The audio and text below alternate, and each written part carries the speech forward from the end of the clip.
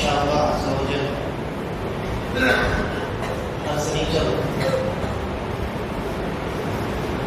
کتاب صحیح الترغیب و ترغیب کی شرح آپ کے سامنے پیش کی جائے گی۔ یہ کتاب اصل میں ترغیب و ترغیب ہے اور اس کے مؤلف مشہور محدث اور حافظ المنذری رحمہ اللہ ہے۔ حافظ المنذری رحمہ اللہ نے ایک ایسی کتاب ترتیب دی جس میں انہوں نے ترغیب اور ترغیب کے متعلق احادیث کو جمع کر دیا۔ ترغیب اور ترغیب کیا ہے حدیث بتاتے ہیں، اور اس جمع کردہ کتاب میں انہوں نے جن احادیث کو جمع کیا تو ان میں انہوں نے حدیث کے صحیح ہونے یا حدیث کے حسن ہونے کا التزام نہیں کیا، بلکہ انہوں نے اصلاً حدیث کو جمع کرنے کا کام کیا۔ اور یہ کتاب حقیقت میں حافظ المنذری رحمہ اللہ نے اپنے حافظے سے اپنے ایک شاگرد کو املا کرائی تھی۔ انہوں نے حدیثیں زبانی بیان کی اور ان کے شاگرد نے وہ حدیثیں لکھ لی، املا انہوں نے کرائی۔ اس طریقے سے یہ کتاب جمع کی گئی اور اس کتاب کو انہوں نے ترغیب و ترغیب کتاب الترغیب و ترغیب کا نام دیا۔ بعد میں شیخ الالبانی رحمہ اللہ آئے اور انہوں نے اس کتاب پر تحقیق اور تخریج کا کام کیا۔ چنانچہ علامہ ناصر الدین الالبانی رحمہ اللہ نے اس کتاب کو دو حصوں میں تقسیم کر دیا۔ ایک کا نام رکھا صحیح الترغیب و ترغیب اور ایک کا نام رکھا ضعیف الترغیب و ترغیب۔ تو ہمارا جو درس ہوگا انشاءاللہ وہ شیخ البانی کی جو تحقیق کا پہلا حصہ ہے، یعنی صحیح الترغیب و ترغیب، اس کتاب پر انشاءاللہ ہمارا درس کا یہ سلسلہ باذن اللہ چلے گا۔ اس کتاب میں سب سے پہلے حافظ المنذری رحمہ اللہ نے اس کتاب یعنی اس چیپٹر کو جس عنوان کو ذکر کیا ہے وہ ہے اخلاص، کتاب الاخلاص، اخلاص کی کتاب۔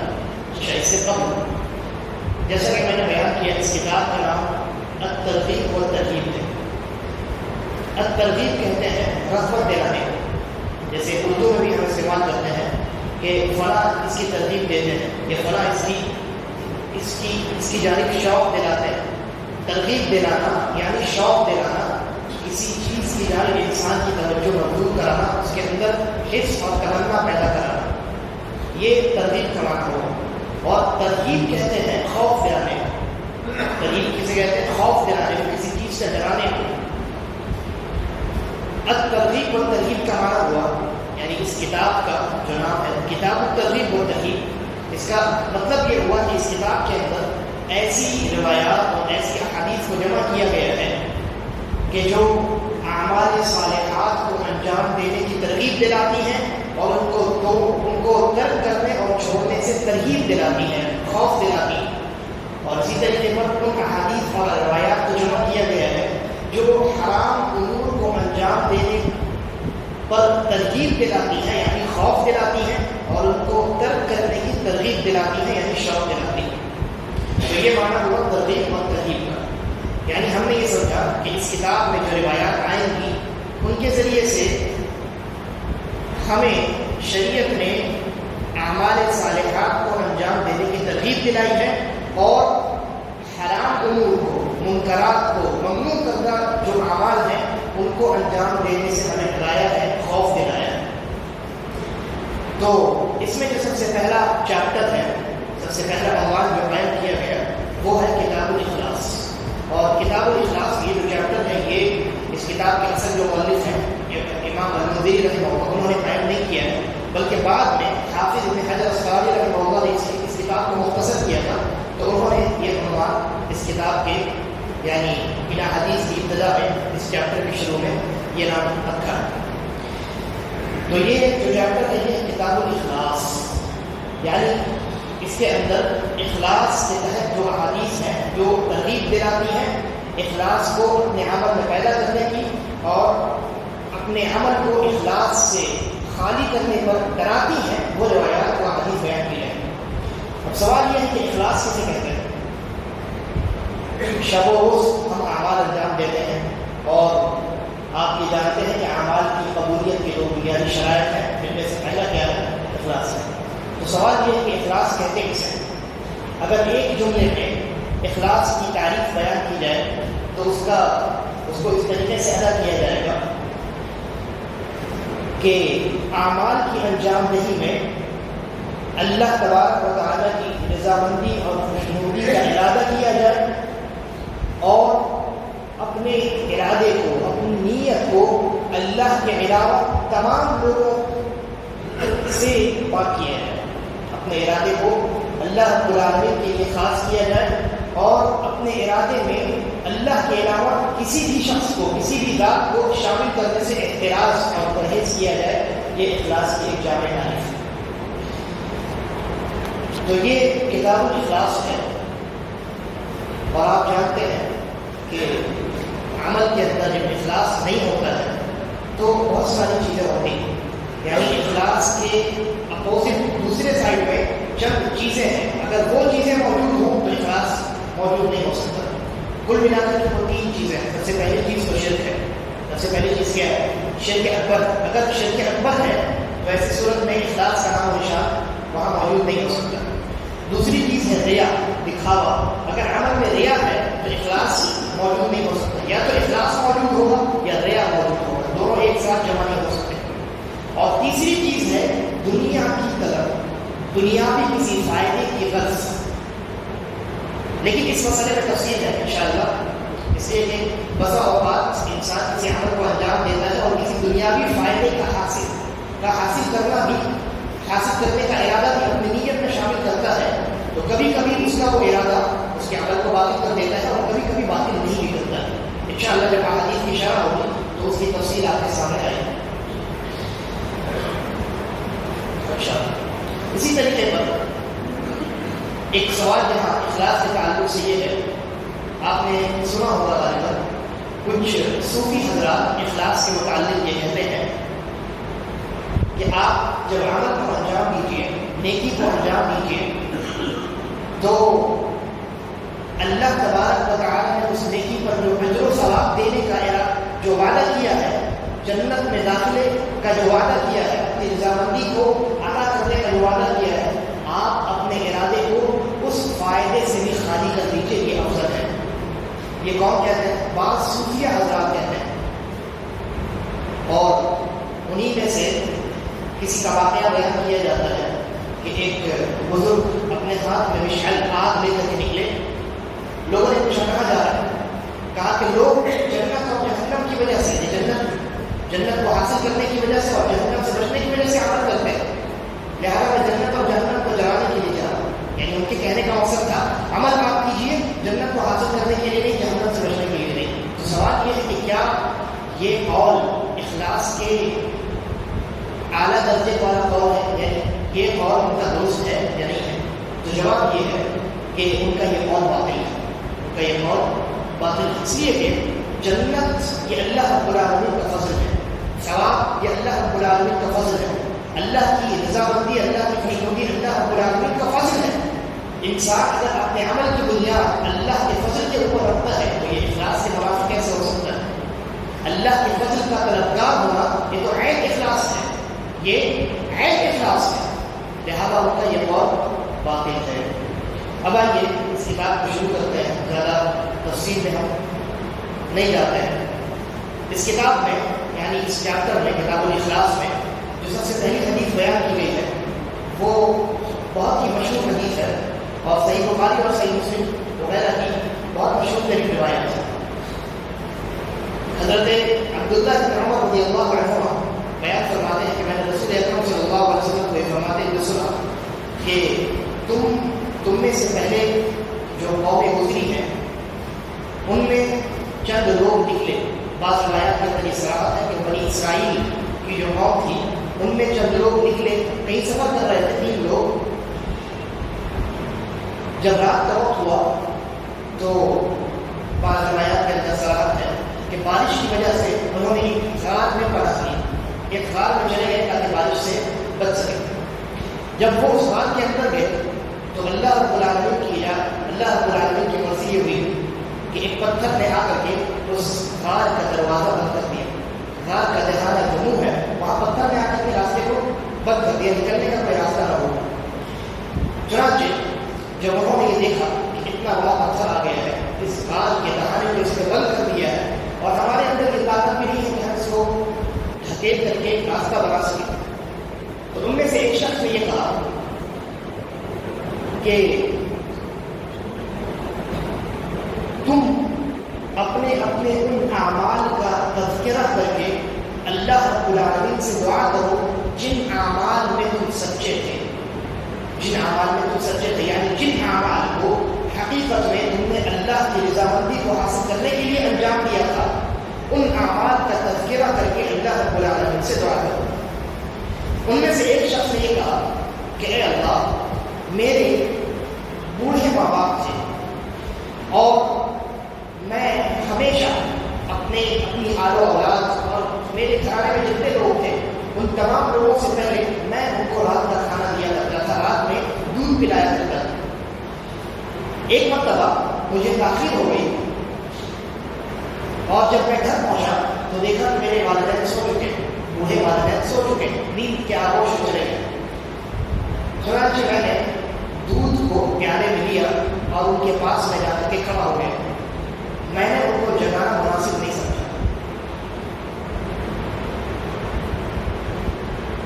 روایت کے اندر یہ صراحت ہے کہ وہ شخص یہ کہتا ہے کہ اے اللہ, میں جب اپنے پیالے کو لے کر کے اپنے والدین کے پاس کھڑا تھا اور ان کے جاگنے کا انتظار کر رہا تھا تو میرے جو بچے ہیں وہ بھوک کی شدت کی وجہ سے رو رہے تھے, بلک رہے تھے, لیکن میں نے اپنے والدین پر, اپنے بچوں کو اور گھر کے جتنے افراد ہیں کسی کو بھی مقدم نہیں کیا اور میں کھڑا رہا یہاں تک کہ وہ جب بیدار ہوئے, رات بھر میں کھڑا رہا.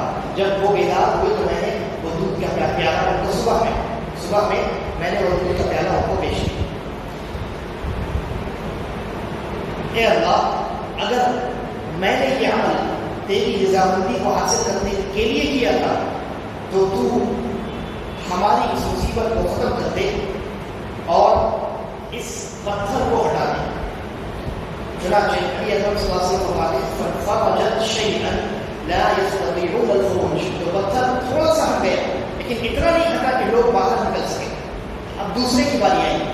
دوسرے آدمی نے نبی اکرم صلی اللہ علیہ وسلم فرماتے ہیں وقال الاخر, دوسرے آدمی نے دعا کی اور اس نے کہا کہ اے اللہ, میری ایک چچا زاد بہن تھی جس کو میں بہت پسند کیا کرتا تھا. میں نے اس کو کئی مرتبہ مجبور کیا کہ تم میرے ساتھ زنا کرو, کئی مرتبہ میں نے مجبور کیا لیکن اس نے ہمیشہ انکار کیا. ایک مرتبہ قحط سالی کا جب دور آیا اور اس کے پاس کھانے کے لیے کچھ نہیں تھا, اور بعض روایات کے اندر یہ صراحت ہے کہ وہ پہلی مرتبہ میرے پاس آئی اور اس نے کھانے کا سامان مانگا یا ادھاری میں کچھ پیسے مانگے, دینار مانگے. بعض روایات کے اندر یہ صراحت ہے 100 دینار مانگے. تو میں نے یہ کہا کہ میں دینار تو دوں گا اس شرط کے ساتھ کہ تم میرے ساتھ زنا کرو. اس نے پہلی مرتبہ بھی انکار کیا, دوسری مرتبہ آئی, پھر میں نے یہ شرط رکھی, پھر اس نے انکار کیا, تیسری مرتبہ آئی, میں نے یہ شرط رکھی, بالآخر اس نے مجبور ہو کر کے میری یہ شرط قبول کر دی. اس کے بعد جب میں زنا کرنے کے لیے میں نے جب ابتدا کی تو ایک روایت کے اندر ہے کہ وہ رونے لگی اور ایک روایت کے اندر ہے کہ وہ کانپنے لگی. تو میں نے پوچھا کہ کیوں کانپ رہی ہے, کیوں رو رہی ہے؟ تو اس نے کہا کہ میں اللہ رب العالمین کے خوف سے کانپ رہی ہوں اور رو رہی ہوں. تو میں نے اپنے دل میں اللہ کا خوف محسوس کیا اور میں نے کہا کہ جب یہ عورت, اللہ کی یہ بندی اس مصیبت کی حالت میں بھی اللہ سے خوف کھا سکتی ہے, میں تو اتنی اچھی حالت میں ہوں, میرے پاس سارا ساز و سامان ہے, میرے پاس تمام سہولیات ہیں, میں اس سہولت کی فضا میں بھی اللہ رب العالمین سے خوف نہ کھاؤں. چنانچہ میں نے اس کا راستہ چھوڑ دیا اور میں نے جو پیسے قرض اس کو دینے کے لیے نکالے تھے وہ پیسے بھی اس کو ادا کیے. اس کے بعد وہ شخص کہتا ہے کہ اے اللہ, اگر میں نے یہ کام تیری رضامندی اور تیری خوشنودی کو حاصل کرنے کے لیے کیا تھا تو ہماری اس مصیبت کو ختم کر دے اور اس پتھر کو ہٹا دے. چنانچہ وہ پتھر پھر تھوڑا سا ہٹ گیا لیکن اتنا نہیں ہٹا کہ وہ لوگ باہر نکل سکے. اب تیسرے شخص کی بات آتی ہے. نبی اکرم صلی اللہ علیہ وسلم فرماتے ہیں وقال الثالث, تیسرے شخص نے کیا کہا کہ اے اللہ، میں نے ایک مرتبہ چند مزدوروں کو اجرت کے کام پر لگایا اپنے یہاں، تو ان میں سے ایک مزدور نے جب کام مکمل کر دیا، سارے مزدور چلے گئے اپنی اپنی اجرت لے کر کے، ایک مزدور نے اپنی اجرت چھوڑ دی، اور اس نے بعض روایات کے اندر اس لیے اجرت چھوڑ دی کہ اس کو یہ محسوس ہوا کہ میرا عمل زیادہ ہے، اجرت کم ہے، یا اور بھی جو وجوہات کے بیان کی گئی۔ بہرحال ایک شخص نے ان میں سے اپنی اجرت نہیں دی اور وہ چلا گیا۔ وہ جو شخص ہے وہ کہتا ہے کہ اے اللہ، میں نے اس کے اجرت کا جو مال تھا، میں نے اس سے فائدہ حاصل کیا۔ اس کو روایت کے اندر یہ صراحت ہے کہ وہ اجرت کا جو مال تھا وہ چند گیہوں وغیرہ تھا، یعنی گیہوں کی تھوڑی سی مقدار تھی۔ میں نے اس کو کھیت میں ڈالا اور کھیت میں بہت زیادہ پیداوار ہوئی، پھر میں نے اس سے بہت ساری چیزیں خریدی، گائے خریدی اور قلم خریدا اور غلام خریدا، بہت ساری چیزیں خریدی۔ ایک مرتبہ وہ شخص میرے پاس واپس آیا، اس نے کہا کہ اے اللہ کے بندے، میری اجرت تیرے پاس امانت ہے، مجھے میری اجرت واپس کر۔ جب میں نے دیکھا کہ وہ میری اپنی اجرت مانگنے کے لیے آیا ہے، تو میں نے اسے یہ کہا کہ اپنی آنکھوں کے سامنے یہ دیکھو، یہ کھیت اور یہ گائے اور یہ تمام چیزیں، اس تمام کی تمام چیزیں تمہاری اجرت ہے، اسے لے جاؤ۔ اس شخص نے کہا کہ کیوں مذاق کرتے ہو؟ مذاق نہیں کرتے ہو؟ اس نے کہا کہ میں مذاق نہیں کرتا، یہ جو تمام سامان تم دیکھ رہے ہو، تمام جو مال تمہارے سامنے، یہ سب کا سب تمہارا ہے، یہ تمام چیزیں تمہاری ہیں، تم لے جاؤ۔ چنانچہ اس آنے والے شخص نے ان تمام سامانوں کو اکٹھا کیا اور لے کر کے چلا۔ اب یہ شخص کہتا ہے کہ اے اللہ، اگر میں نے یہ عمل تیری رضامندی کو حاصل کرنے کے لیے کیا تھا، تو تو ہمیں اس مصیبت سے چھٹکارا دے اور اس پتھر کو ہٹا دے۔ چنانچہ وہ پتھر اللہ تبارک و تعالیٰ نے مکمل طور پر ہٹا دیا اور وہ تینوں کے تینوں افراد اس غار سے بحفاظت باہر نکل گئے۔ یہ روایت ہے، اور یہ روایت مختلف الفاظ کے ساتھ مروی ہے، جن میں سے ایک سیاق کو میں نے آپ کے سامنے بیان کیا، اور یہ روایت صحیح بخاری کے اندر بھی ہے، صحیح مسلم کے اندر بھی ہے، سنن نسائی کے اندر بھی ہے، اور اسی طریقے پر امام ابن حبان نے بھی اس کو نقل کیا ہے، اور بھی بہت سارے علماء اور ائمہ اور محدثین نے اس روایت کو مختلف الفاظ کے ساتھ، کسی نے طوالت کے ساتھ، کسی نے اختصار کے ساتھ اس روایت کو اپنی اپنی حدیث کی کتاب میں بیان کیا۔ اس حدیث میں ہمارے لیے بہت ساری چیزیں ایسی ہیں جن سے ہم سبق حاصل کریں، بہت ساری ایسی چیزیں ہیں جن میں ہم غور و فکر کریں۔ سب سے پہلی چیز جو اس حدیث سے معلوم ہوتی ہے وہ یہ ہے کہ سچے واقعات کو بیان کرنا داعی کے لیے کوئی مضمون شے نہیں ہے۔ داعی کو اگر یہ محسوس ہو کہ کوئی سچا واقعہ بیان کروں تاکہ سامعین اور سننے والے جو حضرات ہیں ان کو فائدہ پہنچے، تو سچے واقعات کو بیان کیا جا سکتا ہے درس اور عبرت کے ارادے سے۔ یہ پہلی چیز معلوم ہے کہ نبی اکرم صلی اللہ علیہ وسلم نے یہاں بنی اسرائیل کے ایک قوم کا ایک واقعہ، ایک سچا واقعہ ہمارے سامنے بیان کیا۔ دوسری چیز جو معلوم ہوگی اس روایت سے وہ یہ ہے کہ ہم سے پہلے جو شریعتیں گزری، ہم سے پہلے جو قومیں گزری اور ان کی جانب جس شریعت کا نزول ہوا تھا، وہ شریعت اگر کتاب و سنت کے اندر مروی ہے تو ہمارے لیے وہ شریعت بھی حجت ہے اور دلیل ہے، لیکن اس کے دو بنیادی شرائط ہیں۔ پچھلی قوموں کی جانب جو شریعت بھیجی گئی وہ شریعت بھی اس امت کے لوگوں کے لیے حجت اور دلیل ہے، دو شرائط کے ساتھ۔ پہلی شرط اور بنیادی شرط یہ ہے کہ وہ شریعت کتاب اللہ یا سنت رسول اللہ سے ثابت ہو، یعنی قرآن کریم میں ہمیں خبر دی گئی ہو کہ پہلے زمانے میں کسی قوم کی جانب یہ شریعت نازل ہوئی تھی، یہ مسئلہ نازل ہوا تھا، اور یا حدیث رسول اللہ صلی اللہ علیہ وسلم کے اندر نبی اکرم صلی اللہ علیہ وسلم نے ہمیں کسی قوم کے متعلق، کسی شریعت کے متعلق ہمیں خبر دی۔ تو پہلی چیز تو یہ ہے کہ اس شریعت کا ثابت ہونا کتاب اللہ اور سنت رسول اللہ سے ضروری ہے۔ اگر وہ چیز کسی اور کتاب سے ثابت، مثلا جو عیسائی کی روایات ہوتے ہیں یا تورات میں، انجیل میں،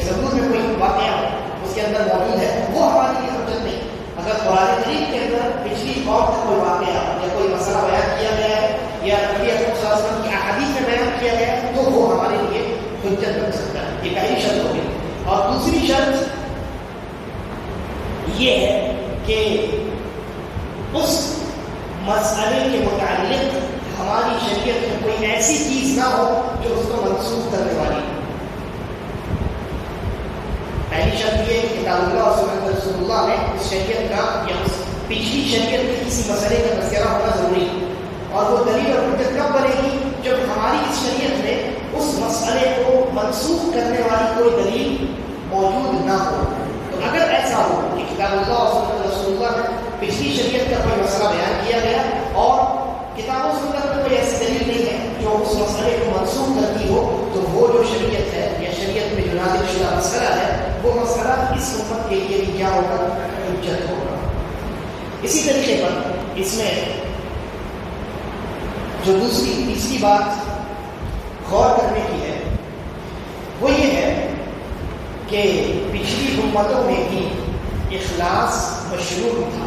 پچھلی امتوں میں بھی اخلاص اعمال کے اندر مشروع تھا. یہی وجہ ہے ان تینوں نے اپنے اپنے اعمال کا جو حوالہ دیا تو کیا تھا کہ اے اللہ اگر میں نے اس عمل کو تیری رضامندی کے لیے، اخلاص کا تذکرہ ہو رہا ہے، تیری رضامندی کے لیے اگر میں نے یہ عمل انجام دیا تھا تو ہمیں اس مصیبت سے نجات دے.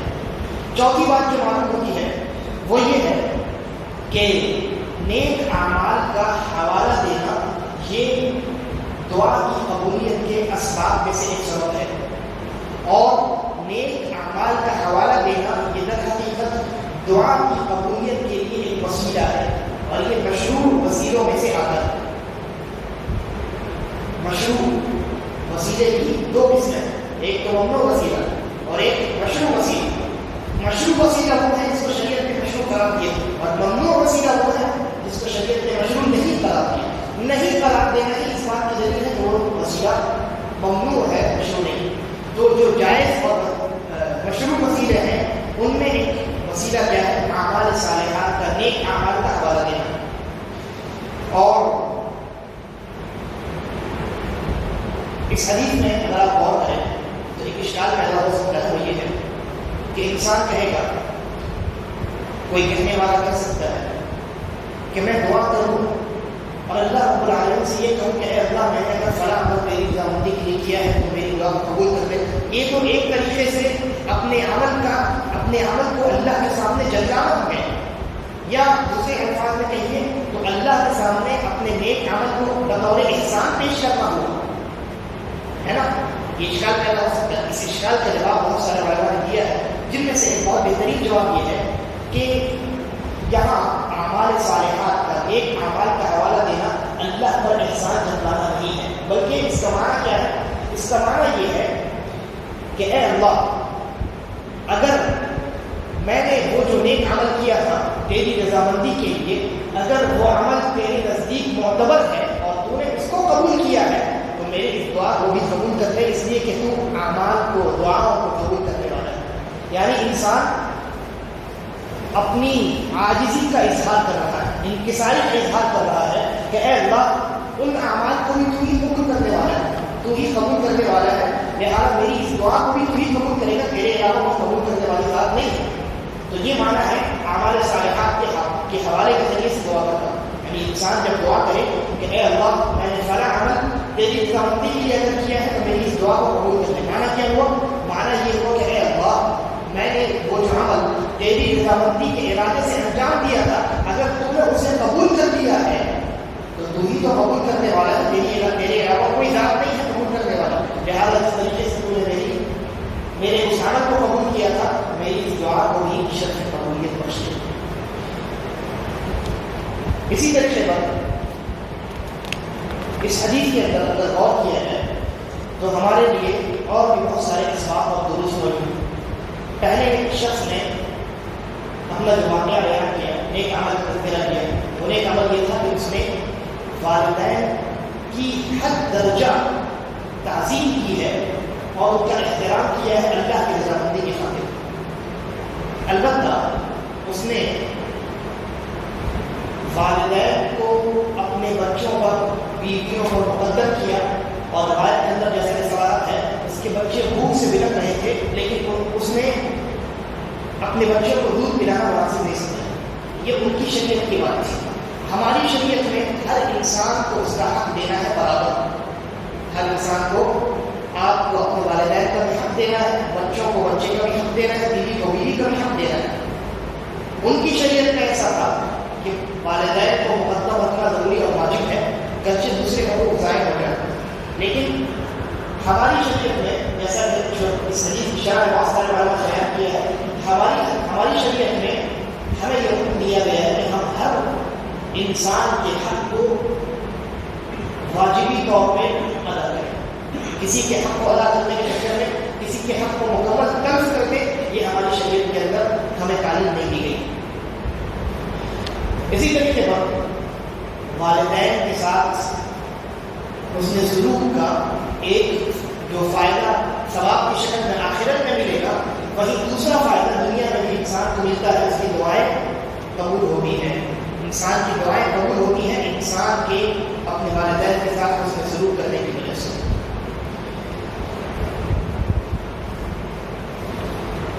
نبی اکرم صلی اللہ علیہ وسلم نے ایک حدیث کے اندر ارشاد فرمایا کہ کوئی بھی آدمی اپنے والد کے احسان کا بدلہ نہیں چکا سکتا سوائے ایک حالت کی, اور وہ حالت یہ ہے کہ اگر وہ اپنے والد کو غلام پائے تو اس کو خرید کر کے, اپنے والد کو خرید کر کے اگر آزاد کر دیتا ہے تو یہ کہا جا سکتا ہے کہ اس نے اپنے والد کے احسانات کا بدلہ چکا دیا. لیکن اس کے علاوہ دوسری کوئی صورت نہیں ہے جس میں کوئی انسان یہ دعویٰ کرے کہ میں نے اپنے والد کا یا اپنے والدین کے احسانات کا بدلہ چکا دیا, چاہے وہ جتنی خدمت کر لے, چاہے ان کا جتنا احترام کر لے, جتنی تعظیم کر لے, جتنے پیسے خرچ کر لے, اپنے والدین کا احسان نہیں چکایا جا سکتا. صرف ایک ہی صورت ہے جس کو نبی اکرم صلی اللہ علیہ وسلم نے بیان فرمایا اور یہ روایت سے تصویر کیا. اسی طریقے پر اس حدیث کے اندر اور بھی کئی اسباب اور دروس ہیں, لیکن جو اہم اسباب ہیں اس کو آپ کے سامنے ذکر کرتا ہوں. جو دوسرا شخص تھا اس نے اپنا جو واقعہ بیان کیا وہ کون سا واقعہ تھا کہ اس نے زنا کرنے کا ارادہ کیا, لیکن اللہ کے خوف سے اس نے زنا کیا نہیں تھا. زنا کرنے کی شروعات کر رہا تھا, لیکن اللہ کے خوف سے اس نے اس عمل کو ترک کر دیا. یہاں ہمیں جو سبق ملا, جو فائدہ ملا وہ یہ کہ بسا اوقات, بلکہ ہمیشہ انسان اگر کسی گناہ کو اللہ کی رضامندی کے خاطر یا اللہ کے خوف سے ترک کرنا ہے تو اس کے ترک کرنے اور چھوڑنے پر بھی گناہ یہ اس انسان کو ثواب ملے گا اور اللہ رب العالمین کی رحمت سے اجر ملے گا. جیسے کوئی انسان اگر سود کا مال اس کے پاس آتا ہے لیکن وہ سود کے مال کو ترک کرتا ہے, چھوڑتا ہے اللہ کے خوف سے, اللہ کو راضی کرنے کی نیت سے, تو اللہ تبارک و تعالیٰ سود کو استعمال کرنے کو چھوڑنے کی وجہ سے ہی اس انسان کو اجر و ثواب عطا کرے گا. لہٰذا اس طریقے پر نیکی کو انجام دینا عبادت ہے, ویسے ہی محرمات کو ترک کرنا اللہ کی رضامندی اور اللہ کے خوف سے یہ بھی عبادت ہے, اور اس پر بھی اجر و ثواب اللہ تعالیٰ کی رحمت سے عطا کیا جاتا ہے. اور اس حدیث میں اور کیجیے, اس انسان کے لیے زنا کرنا آسان ہو گیا. اس نے شروع سے شروعات کی اور آہستہ آہستہ کر کے اس نے اپنی اس جگہ دار بہن کو زنا کرنے کا آمادہ کر دیا. لیکن پھر اس نے اللہ کے خوف سے, اس کے لیے زنا آسان ہو گیا تو اس نے اللہ کے خوف سے زنا کو ترک کر دیا. یعنی اس کے لیے گناہ کرنا آسان ہو گیا اور تب جا کر کے اس نے اس گناہ کو چھوڑا. اس حدیث کی شرح میں بہت سارے علماء نے یہ لکھا ہے کہ جس کے سامنے گناہ کرنا آسان ہو جائے اور آسان ہونے کے باوجود اگر وہ اس گناہ کو ترک کرتا ہے تو اس گناہ کو ترک کرنے کا جو ثواب ہے, جو اجر ہے, اللہ رب العالمین کے یہاں بہت عظیم ہے, بڑھ جاتا ہے ثواب, وہ اجر اللہ رب العالمین کے نصیب. اسی طریقے پر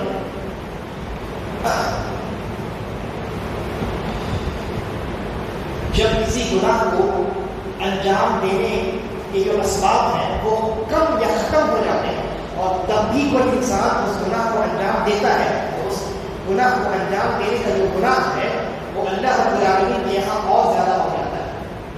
جیسا کہ ایک روایت ہے کہ صلی اللہ علیہ وسلم نے ارشاد فرمایا کہ 3 لوگ ایسے ہوں گے قیامت کے دن کہ جن کو اللہ رب العالمین پاک صاف کرے گا اور ان کے لیے بہت دردناک عذاب تیار کیا گیا ہے.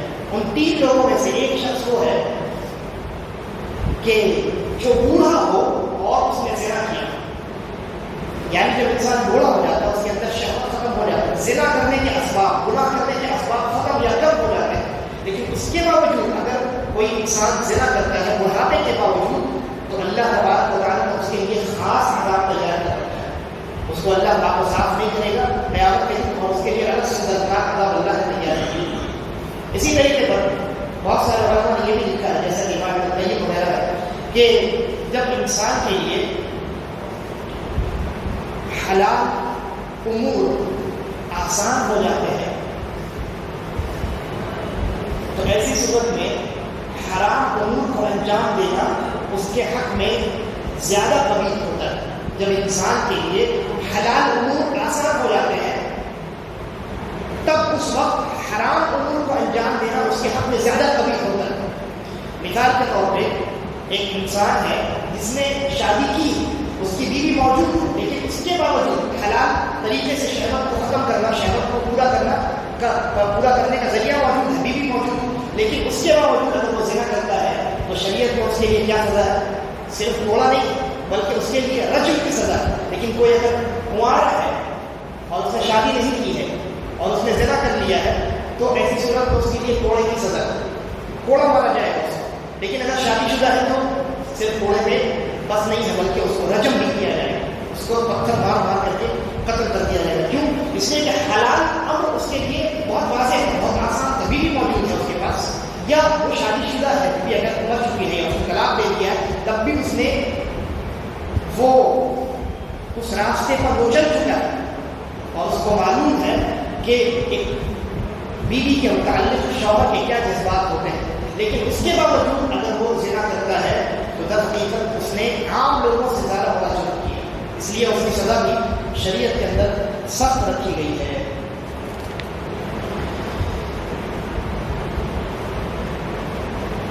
اسی طریقے پر جو تیسرا شخص تھا اس نے اللہ رب العالمین کے سامنے کون سا عمل پیش کیا؟ کہا کہ میں نے چند لوگوں کو اجرت پر رکھا تھا اور ایک شخص نے اپنی اجرت چھوڑ دی تھی، اس کا میں نے استعمال کر دیا اور بہت کاروبار بڑھا دیا، بہت سارے مال اور دولت میں نے جمع کر دیا. لیکن جب وہ آیا تو میں نے صرف اس کی وہ معمولی سی اجرت نہیں کی بلکہ پورا کا پورا سامان اس کو دے دیا.